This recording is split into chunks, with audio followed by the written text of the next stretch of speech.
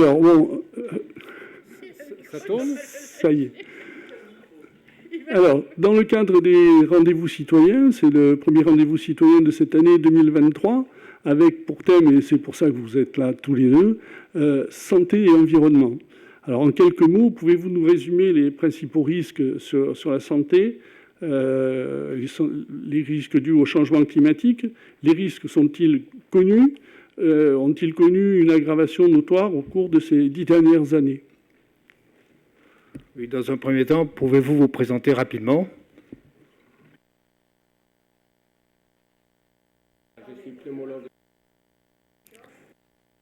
Je suis... Voilà, c'est bon. Voilà.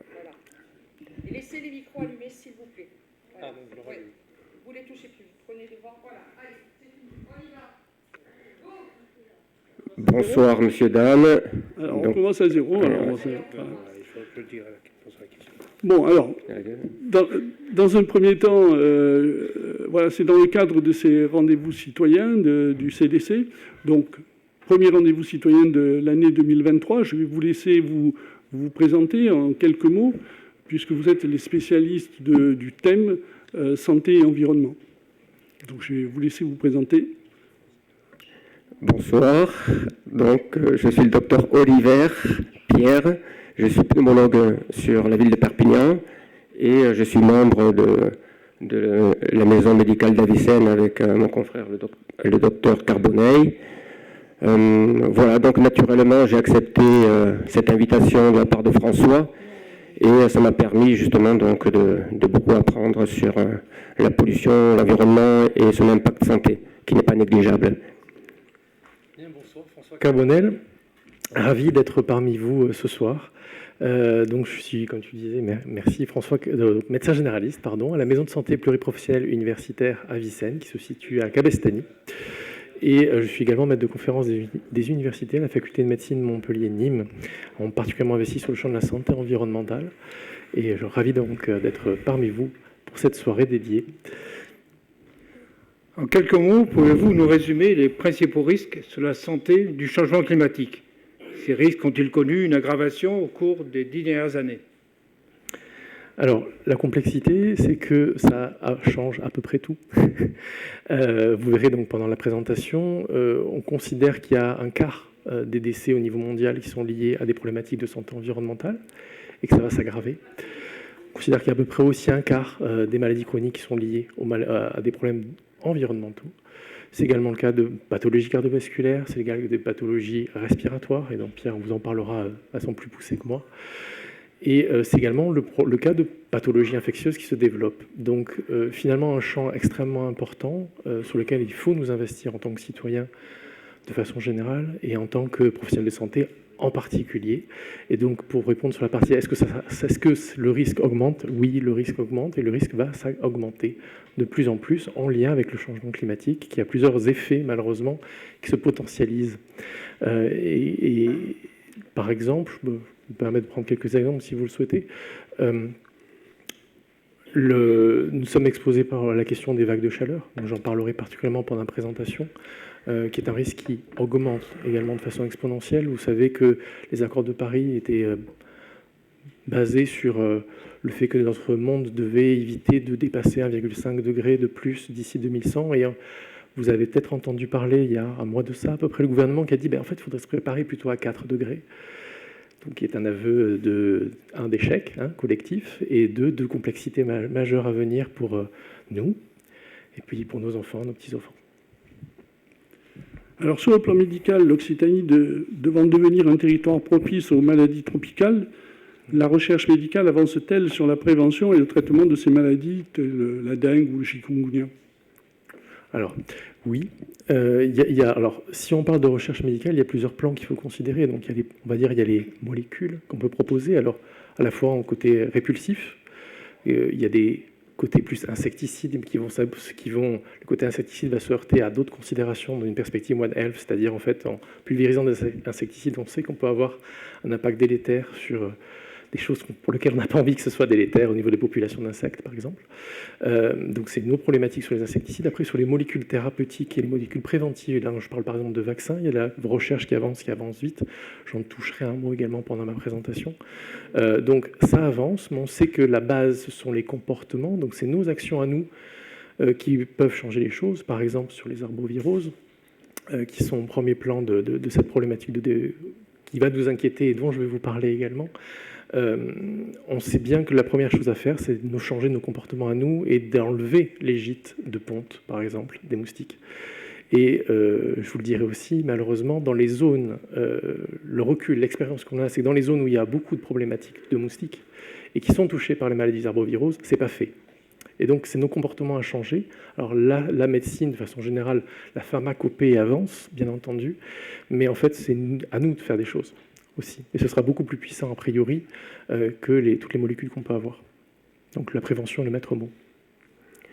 Oui, moi je pourrais ajouter que sur le plan pneumo, donc sur les maladies respiratoires, c'est compliqué d'aborder la pollution et son impact, parce que c'est vraiment des études qui deviennent de plus en plus importantes, avec des témoins d'exposition. Donc on trouve de plus en plus de pathologies qui existaient déjà, mais qu'on met en évidence grâce à une puissance statistique plus importante, alors que pas mal de polluants toxiques diminuent. Et c'est vrai que nous, on met en perspective également cette pollution environnementale avec le tabagisme, puisque tout le monde ne fume pas, mais tout le monde respire de l'air. Et c'est vrai qu'avec le tabagisme, on est en deuxième cause de mortalité mondiale, et avec donc énormément de produits chimiques délivrés dès la première bouffée de cigarette. On est à 3000 produits chimiques. Donc c'est vrai que c'est un bazar de polluants, c'est un petit peu compliqué. Voilà, donc on a dans les études que j'ai pu lire donc beaucoup de témoins d'exposition donc pour les patients qui avaient des pathologies chroniques comme les asthmes, les bronchites chroniques, ou certaines personnes qui développaient des cancers. Mais c'est difficile d'établir une causalité. Donc on a une exposition, il y a certainement une causalité, mais il faut la mettre toujours en perspective. C'est comme quand on dit 60% des enfants qui n'ont pas eu le bac fumé, ben, c'est peut-être pas le tabac qui a causé l'échec au bac. C'est un petit peu ça que j'ai ressenti dans toutes ces études. Et donc voilà, il faut rester prudent, dépassionné, mais effectivement, il y a un gros impact de la pollution sur la plupart des maladies, et on le traitera. Ouais. Justement, au niveau de ces produits chimiques, les perturbateurs endocriniens sont présents dans les plastiques directement en notre contact. Qu'en est-il de leur impact sur les chaînes alimentaires ? Alors, leur impact est déjà largement documenté. Je vais prendre un exemple concret. Nous, humains, consommons beaucoup de produits hormonaux, ne serait-ce que les pilules contraceptives, par exemple. Il est parfaitement bien documenté, par exemple, des modifications du sexe de poissons dans les embouchures de fleuves, notamment des grands fleuves français. Et on sait que du coup, on a une féminisation des populations, une disparition de mâles, donc du coup, problème de fécondation, et donc un déclin de ces espèces. Donc il est bien démontré que les perturbateurs endocriniens ont un impact sur toute la chaîne. Il n'y a pas de raison, quelque part, que ça ne touche nous et ça ne touche pas les autres. C'est aussi le principe c'est aussi un des enjeux de cette conférence, de vous dire que malheureusement, tout est lié, parce que nous sommes une part de la nature.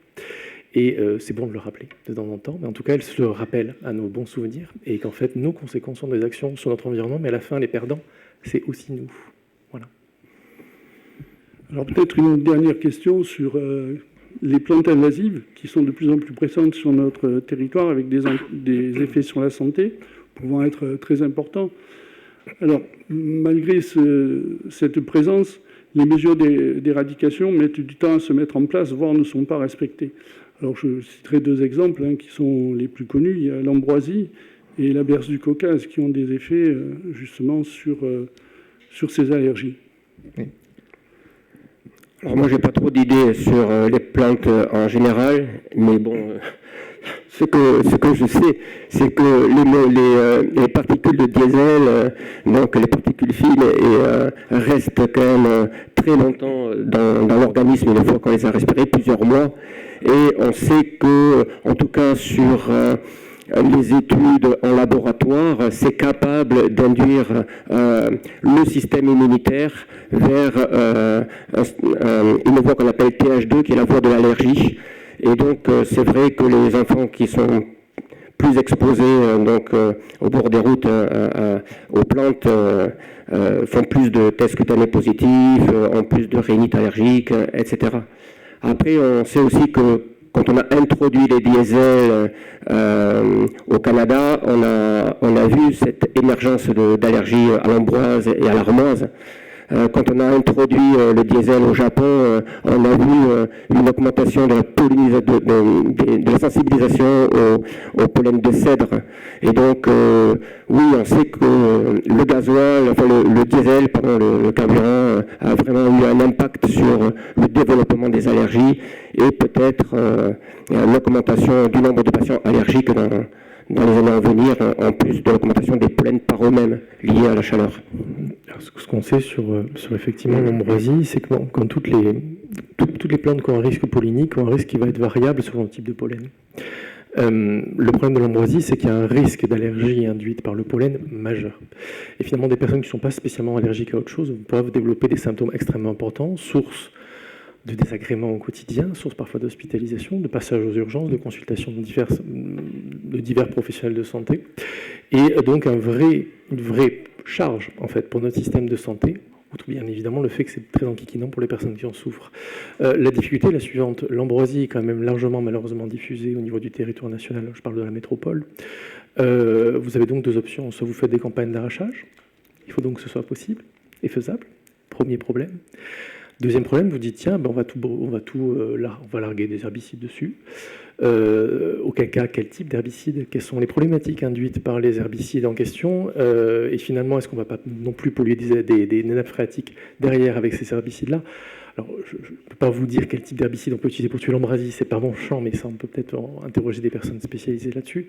Mais toujours réfléchir à ce qu'on fait avant de le faire, parce qu'on risque de faire plus de mal que de bien. Donc, pour moi, autant à ma connaissance, dans ma qualité de médecin, je pense que l'ambroisie est une bataille quelque part qui est un peu perdue. Et vu que c'est déjà complètement diffusé et largement diffusé dans le territoire métropolitain. Voilà. Donc à mon avis, c'est une bataille perdue. Merci pour vos réponses à ces premières questions dans l'attente de la conférence que vous allez nous présenter rapidement. Merci bien. Merci à vous.